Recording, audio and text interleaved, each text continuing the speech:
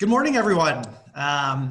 Welcome to our webinar on maintaining an exceptional candidate experience. I've spent the last 15 minutes joking with three of our panelists, and Shana graciously decided to join us right here at the 11th hour, but she is here, she has made it. I can make fun of Shana a little bit because she used to be my boss. So, absolutely. Welcome, everybody. It's a pleasure to have you, and thank you for taking the time to talk with me today. So I want to get into some introductions real quick, a little bit about myself. My name is Jeff Smith. I'm a partner of Hirewell, local Chicago staffing company. I run the managed recruiting practice as well as the sales practice here. Happy to be joined by an all-star panel here, like I've been touting. First off, we've got Sakena Gardner. She is the Director of Talent Acquisition at TransUnion. Do you want to give us a quick tidbit on yourself, Sakena? Sure. So I, as Jeff mentioned, lead talent acquisition for TransUnion. I've been in recruiting for 10 years now. Prior to that, spent a very nice amount of time, won't date myself, but very nice amount of time in program management and operations management before recognizing that recruiting is my passion. And so here I am today, really glad to be here to talk about a topic that is near and dear to my heart. Excellent. And next we have Elizabeth West. She is the Talent Engagement Manager at Bounteous. Hello, Elizabeth. How are you? Hello, hello. I'm doing well. Thanks. Tell us about yourself. Absolutely. As Jeff said, I'm the Talent Engagement Manager at Bounteous. We're a digital experience agency headquartered in Chicago with 7 offices across North America. Actively growing, so our team is incredibly busy. I've been in recruiting myself for about 5 years at this point, and prior to that, I worked in an agency environment in advertising agency account management. So it's been a really nice kind of transition to take it from another side. And I'm super happy to be here, so thanks for including me. Yeah, of course. Thanks for joining us. Thirdly, we have Shana Sternstein. She is the Head of Global Recruiting at SAI Global. Hello, Shana. Everybody, good to see you. Sorry I was a little late to the call. Not my best candidate journey, but I really appreciate being here. I'm at SAI Global. We do risk software and learning software, so pretty relevant software offerings, especially for our times. Been there about 3 years. Jeff and I worked together at cars.com, where I did a long stint when I first moved back to Chicago. So really feel fortunate to be here and hope to share some thoughts today and obviously gain some knowledge as well. Awesome. Thanks for letting me give you a little rip there at the beginning. Anytime. Nobody really knew you were late to the the session. So right. I appreciate that. And then last but not least, we've got Scott Ferguson, our man on the other side of the table, as it were, one of our hiring managers. And this should provide some spirited debate later on. But he is the VP of Engineering at Numerator. Hello, Scott. Hey, thanks for having me.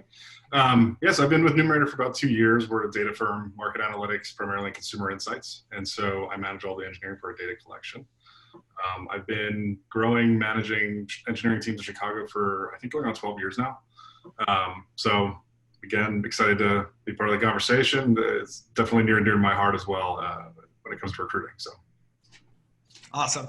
Well, again, thank you everybody for joining us. So let's get to it, shall we? Candidate experience. I think it's something that certainly all 5 of us are very deeply, passionate about. I think that, what our goal here today is to really kind of talk about like what a good experience is from a 101 perspective, and then kind of walk through maybe some of the adjustments we've all made in these most interesting times. And then I think there's also going to be an opportunity for all of us to kind of discuss like what we're all doing right now to make improvements. Like how are we how are we harnessing the time that we have right now to make these sorts of programs more efficient, to make candidates feel better taken care of, to increase the transparency, those sorts of ideas. So we'll probably meander into a few different tangential topics, but that's going to be the blueprint for today for those of you watching. Side note, and I forgot to make my joke. Thanks everybody for taking your pajamas off and shopping. It's called a Zoom outfit. Yeah. So let's start. What does a good candidate experience and candidate program look like in general? I want to start with Sakena. You and I talked a lot about some of the unique things that TransUnion kind of has done, more, from a legacy perspective. Tell me a little bit about, just from a general perspective, what you feel is like, the 101, like I said, of a solid candidate experience. That's funny. So before everyone joined, we were sort of joking about, or I joked about, a strong candidate experience being really like doing what you said you were going to do, right? And so at TransUnion, the one thing I will share is our culture is very friendly and very welcoming. That's just who we are. And we pride ourselves on showing that externally. And so when we interact with candidates, it's really in the same way, and being very welcoming, and really kind of opening the doors to our environment and showing them what that's like. Now, given today, it's a little bit more challenging to do that. But when we talk about candidate experience, I'd say one thing that I'm really proud about is we do what we said we're going to do. If you go to our careers page, you'll see we have a candidate promise, and that talks about all of the things that we believe are really important to the candidate journey in terms of timely communications, giving them a realistic job preview, a positive onboarding experience, and there's a whole list there. And I'm really proud of the work that our team does to really ensure that we're following up and we're staying really close to that. I think, when we talk about the candidate experience, our recruiters are really the candidate's sort of internal ally and that sort of trusted advisor through the process. And I think when we do that, and we stay close to what our candidates are really looking to obtain out of this whole experience, and as I said before, we do what we said we're going to do in terms of follow up and give them open and honest feedback. I think we honor that commitment. Just some of the one-on-ones that I think about from a candidate experience program perspective, it's just ensuring that you're staying close to feedback. So, you don't have a survey in place where you're just kind of getting a sense of what candidates are feeling throughout the process, and what advice they would have for you in terms of making improvements. Then I think that's a step number one. Step number two is staying close to Glassdoor. So as head of TA at TransUnion, I look at all of our Glassdoor interview responses, and I respond to every single one of them. It's important to me to know what's going well, like what are we doing right? But then also what are those things that we need to be thinking about differently, and ensuring that we're spreading that feedback to those in our organization that need it, so that we can continue to evolve our program. Awesome. Yeah, I think when we started, it was like we all kind of joked a little bit prior to going live that how many different ways are we going to be able to say like, hey, just follow up with candidates and let them know what's going on. But that's the crux of this, right? Is, no one, I think when people think about candidate experience, especially in the candidate seats, it very much revolves around the idea of getting ghosted. So Elizabeth, I'm curious to know, what else do you guys do at Bounteous to kind of make that experience, from a generalized perspective, really, really fruitful for a candidate? Yeah, absolutely. A lot of what's already been said really resonates with my feelings on the topic and our approach at Bounteous. And I think, from our conversation, Jeff, prior to this, it really is fairly simple and straightforward. I think it's really all about clear, open communication.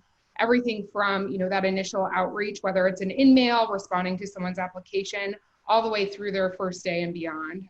So our team at Bounteous always makes sure to explain the interview process and each step of it in that initial touch point with the candidate, so they really understand what to expect.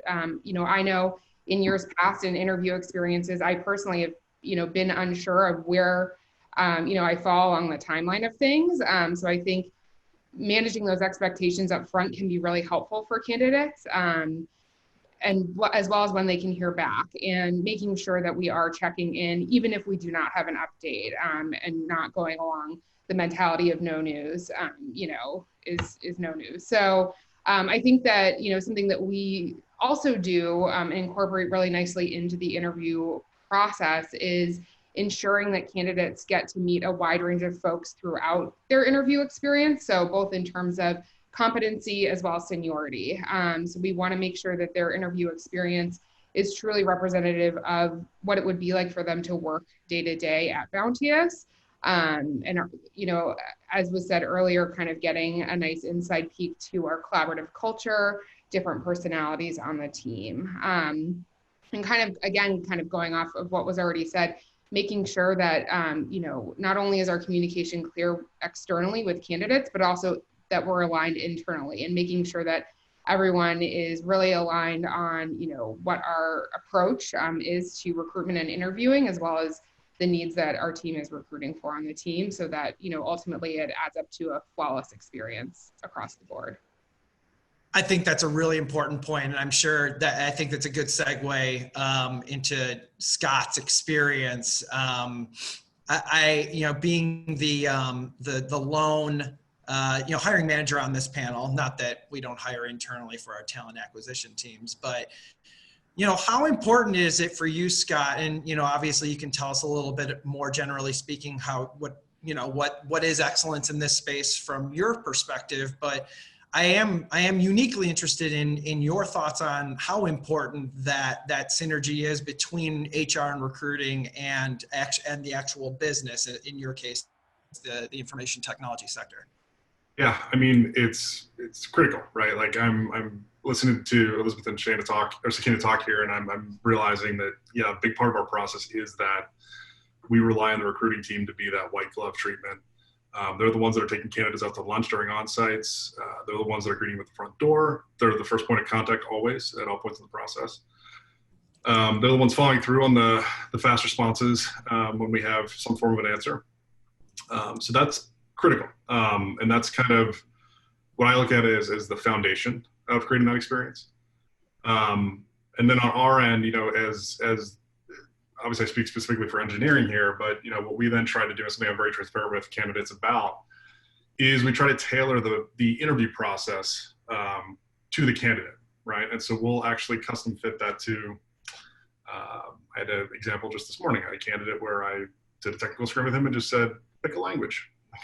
Don't really care, there's no wrong answers, whatever you're most comfortable doing.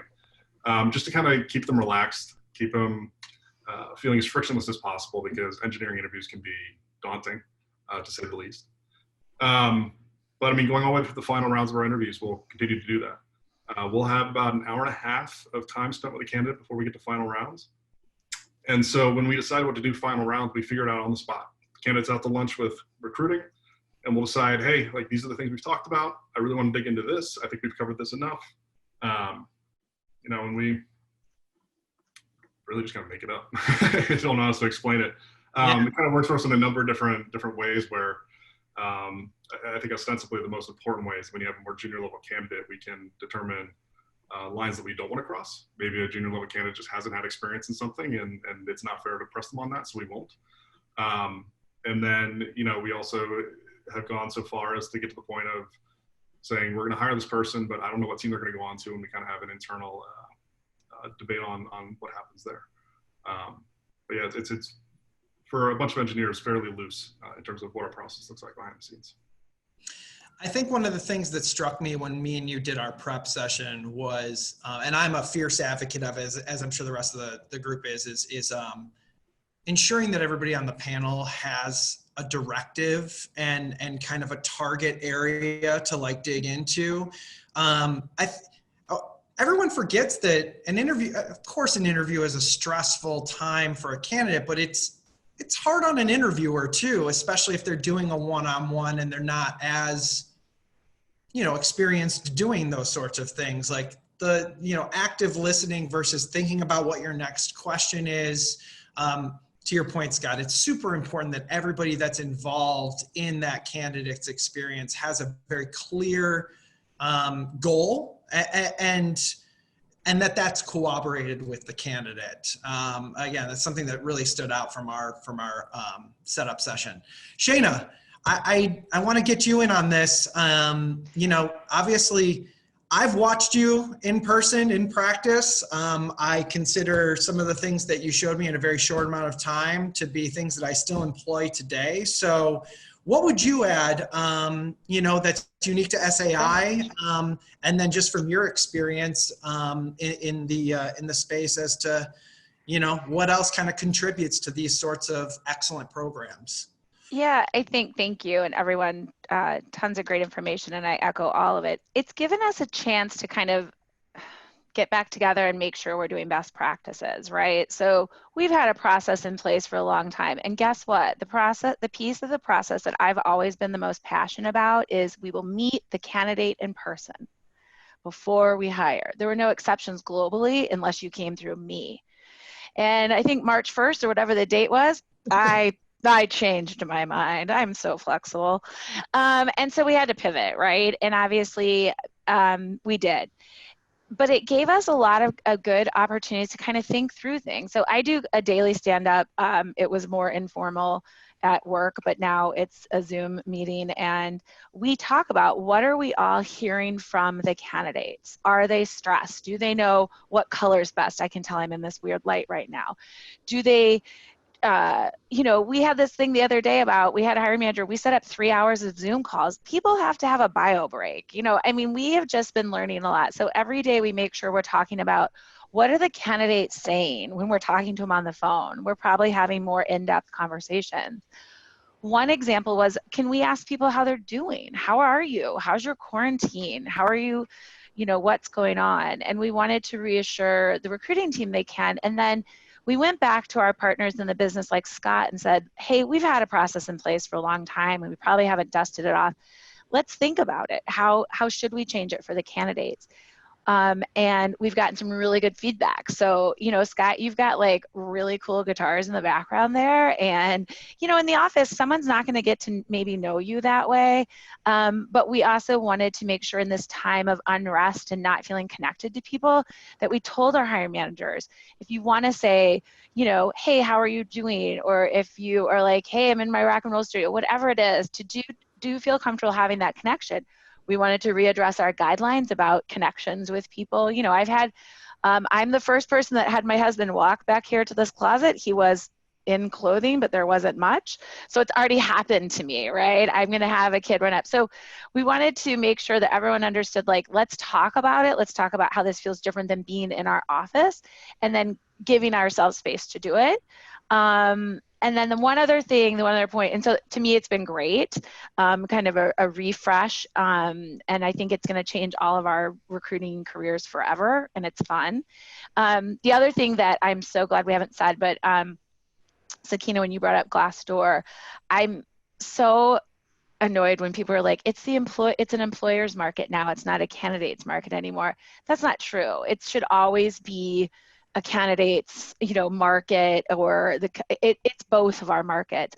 I would be willing to say that Scott, maybe you have actually had a person in your life or professionally displaced that is an amazing worker. These restrictions and forces have forced us to cut people that are top notch, okay? And it's hard, not that any restructuring is hard, but this is harder than post financial downfalls and post 9/11, where we kind of knew how to rebuild the economy and we just don't. So I think it's great that we kind of say it's all of our markets. Let's still do the right things.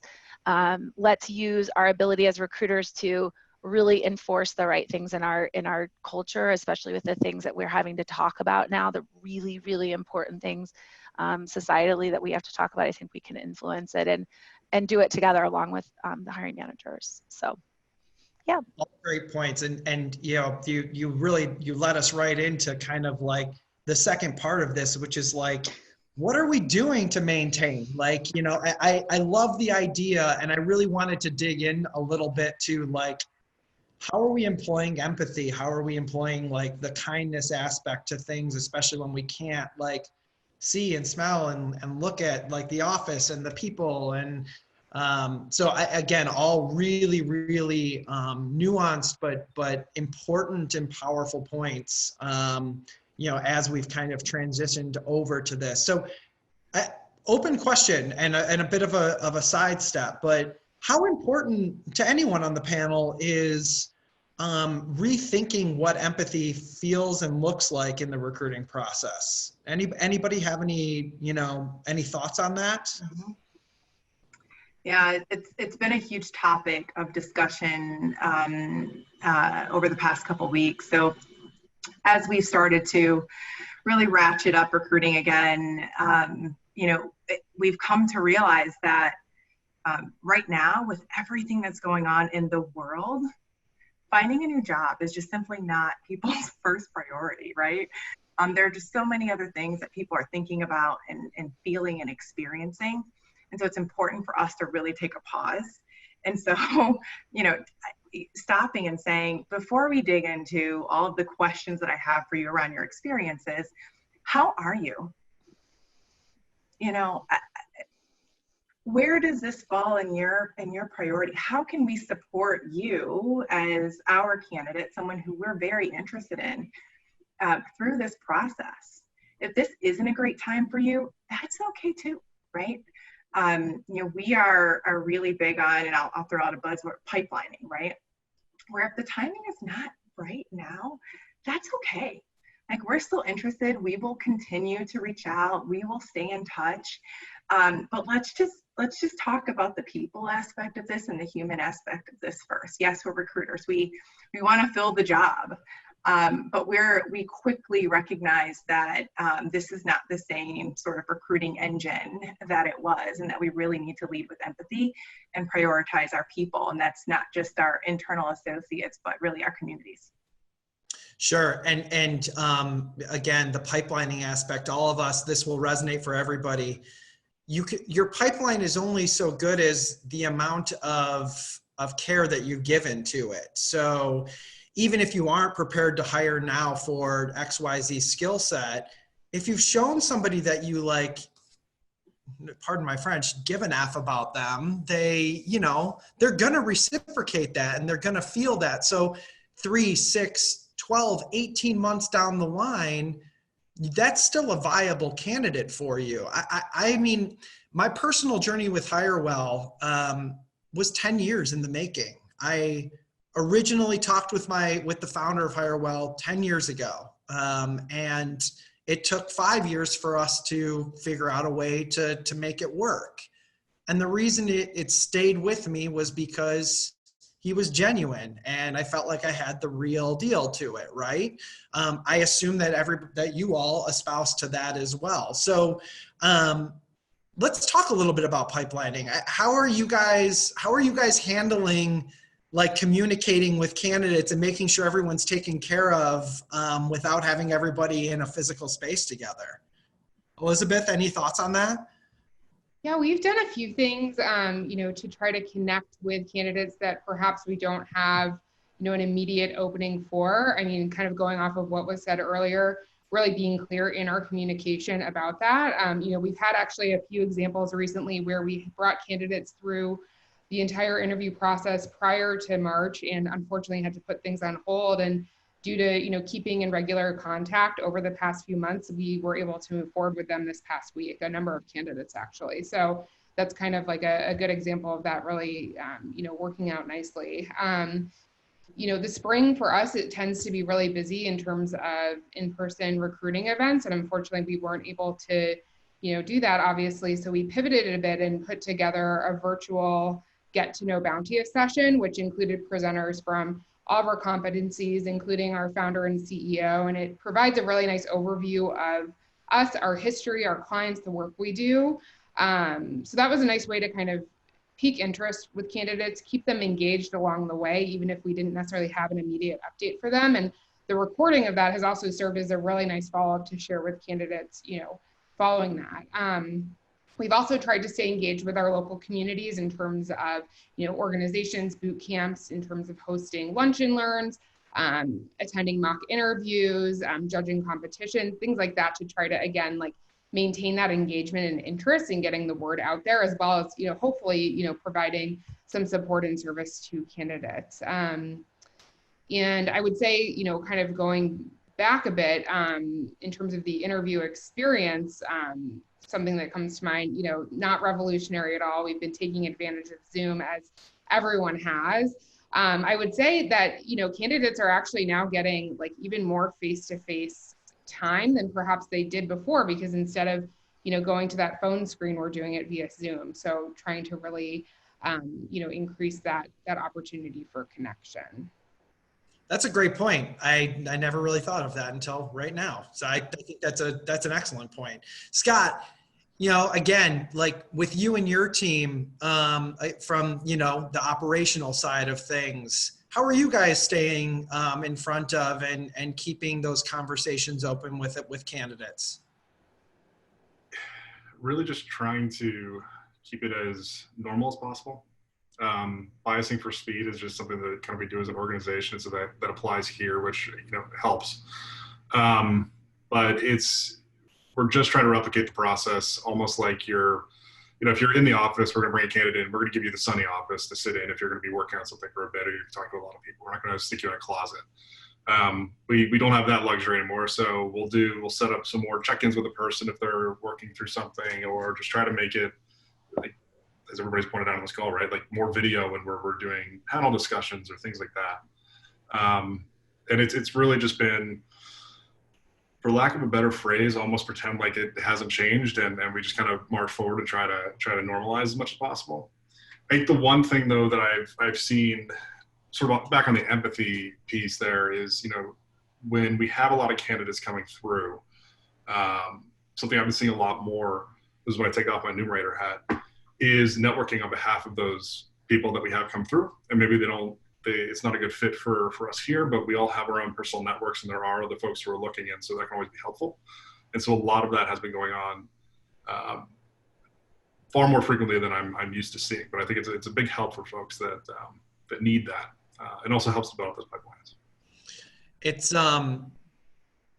again, I can't say it's refreshing to hear, and I'm sure the rest of us recruiters on the call, like hearing somebody from the business say that, like, yeah, it's super important to pay it forward, not only because that candidate could circle back to Numerator, but their circles know a lot about, or their circles know more people. Those people can become interested. They've had a positive experience with your organization, and all of those vibes just kind of turn into like these things where it does start to get socialized on LinkedIn. I've noticed that, in the last 3 to 4 months, the content explosion on what used to be a, relatively professional site, everyone would say like, I'll keep it on Facebook.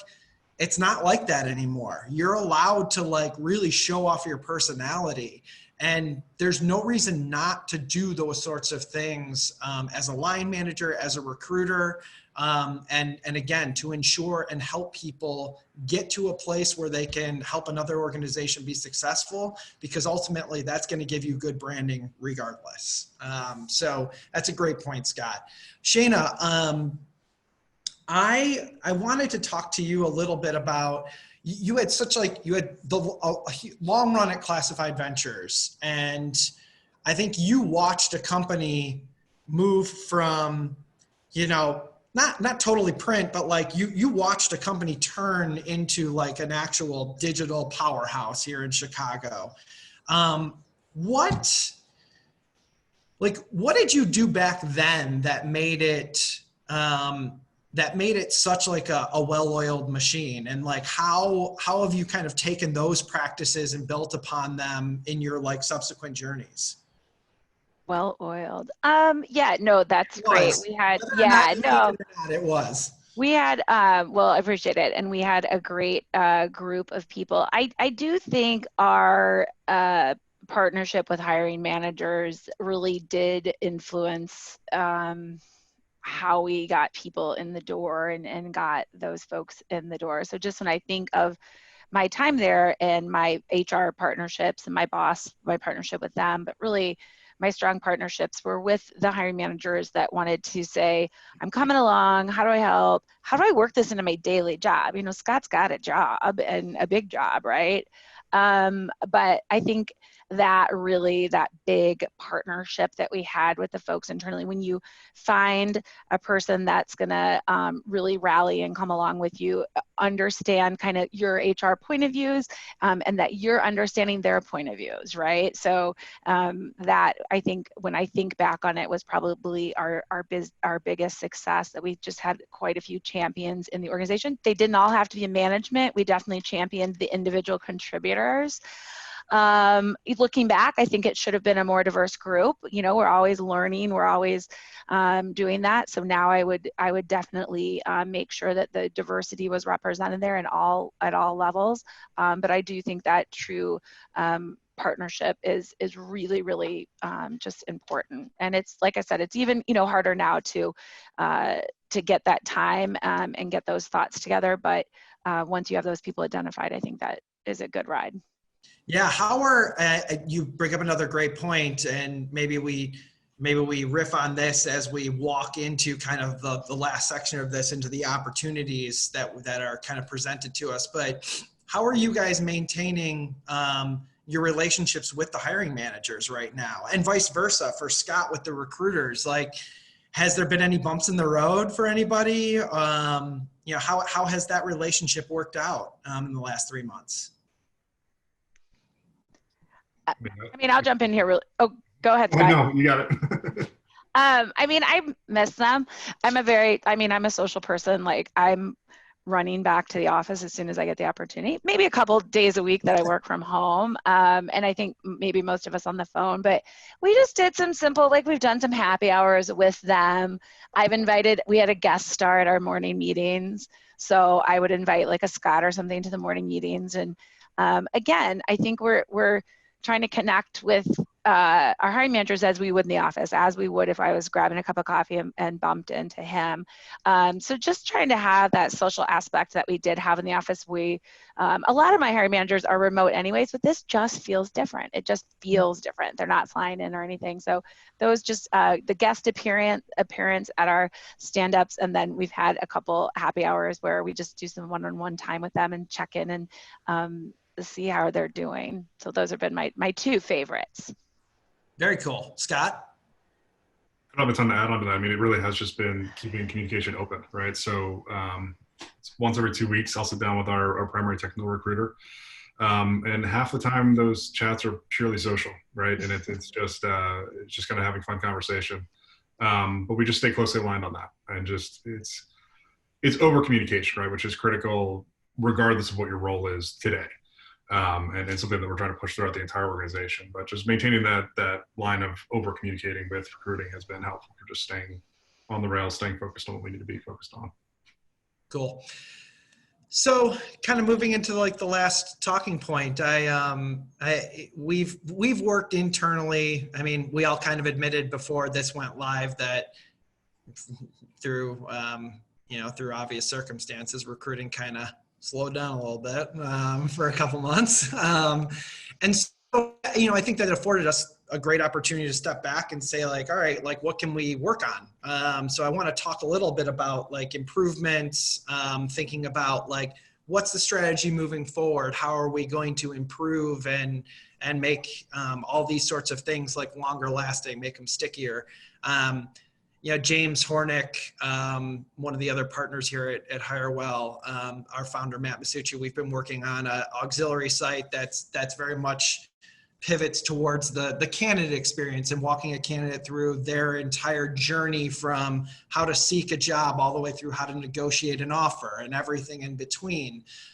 So we saw that as an opportunity in the market. I'm curious to hear what your teams are talking about from an innovative perspective when it comes to kind of maintaining these candidate pipelines and relationships. Elizabeth, any words of wisdom there? Yeah, absolutely. I mean, there are a few small tweaks that we've been really mindful to make that I think will be best practices moving forward. Really, again, like making sure that that follow-up with candidates is very timely. If we're passing on a candidate, whether they've simply applied and they're not the right fit, or if they've been all the way through the interview process, connecting with them right away so that they can focus their energy elsewhere. A lot of these folks are, actively on the market, and we want to make sure that they're not, wasting their time for this particular opening. So I think that that's, something that we've been especially sensitive to right now, and something that we should continue to do in the future. In terms of relooking at processes and innovating during this time, we've been able to use this bit of a slower time to focus on identifying opportunities for entry-level talent at Bounteous, which has been a huge priority for us. And honestly, if you had asked us, in February, March, we would have not had the bandwidth to do that. We've already hired more interns than we have any other year in our history. And we are in the process of launching a new technology apprenticeship program, which actually kicks off next week. I think also, in addition to investing the time to build out those programs and interviewing for them,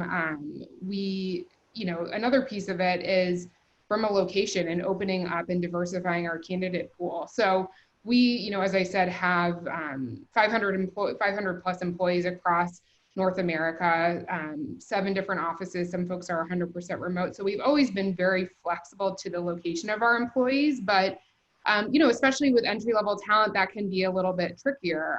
So I would say the silver lining of having everyone remote right now is that it's allowed us to eliminate any barriers that may have existed previously, especially for that entry-level talent, which I think is really a great thing and something that we can learn from and see that we can do really well and, put into practice for future interns, apprentices, whatever it may be. I think we've, as a result, been able to create new opportunities for, candidates that, whether they're fresh to the job market, recent graduates, career changers, certainly can be an extra stressful time for them. So that's, been a huge, I think, win for us in terms of being able to use this time wisely and build something that we'll be able to use in the future. Totally. Sakena, what have you guys been up to? Yeah, so there are a few things that come to mind, actually, and just it even goes back to when we talked about, how we're staying close and communicating out with candidates. So in addition to our recruiters and hiring managers reaching out to candidates to stay connected, we've I think made a stronger push at just pushing out TU branded content to help candidates understand what we're doing as an organization to support our communities during this time, and then also what we're doing as an organization to support our associates at this time. And so that's been huge, and something that I'm really proud of and looking to sustain on the other side of this. The other thing is thinking about how we better prepare our candidates for the shift in how we interview and assess them, right? A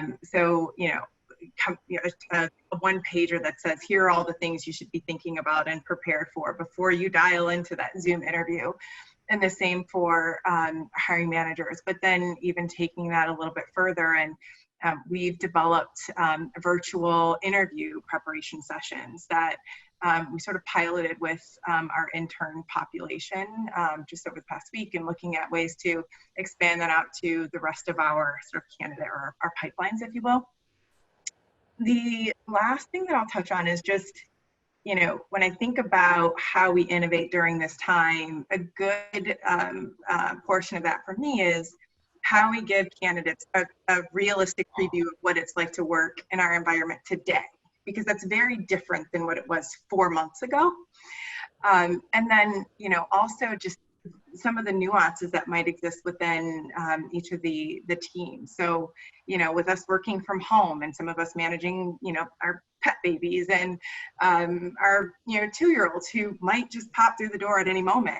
How are we supporting people through that? And what is it really like to work at TransUnion now? And so we're laser focused on just how we do an even better job of giving people an understanding, since they can't just come into the office and observe people walking through the hallway or collaborating in a huddle. It's just showing them how we're doing that and how we're staying productive and staying arguably even more connected today now that we're inviting everyone into our homes. So that's a huge focus. And I think that our peer group should really be thinking about that. Cool. Shana? Just one thing from a personal level. My company is private equity owned. We just went through a large restructuring. We are starting to hire again. So I'll be really honest with you, things are tight. I'm sure they are all around. I think if we can give a bit of time to diversity hiring and in this little bit of a slowdown and getting ramped back up, it always seems to be something that we always, diversity inclusion, we're talking about. I don't have a person to do it. I don't have a pile of money to do it, but I think recruiting can really influence it. And it's obviously really important to hiring managers as well. And so giving your team a couple hours a day, if there is a slower week, and again, I know things are getting back up, to do some reading that they want to do, to bring some ideas to the table, to make sure that we are influencing in the roles that we're in, doing the right thing. And so I think if we have some extra time and just try to cut that, the commute time that we're missing, the coffee time that we're missing, and tell them that they have space to do some research and bring ideas so that we can make sure we're doing the right thing. I appreciate you bringing it up, Shana. I think that it's obviously on everybody's mind, and I think being active advocates for that sort of change is a noble enterprise. And to your point, we all have extra time now, so there's really no excuse to trying to innovate and find ways to eliminate barriers to underserved communities. So. Yep. Thank you for bringing it up. Scott, any final thoughts on that? Actually, I was kind of laughing, Elizabeth, when you were talking, because we're doing the same thing in terms of interns.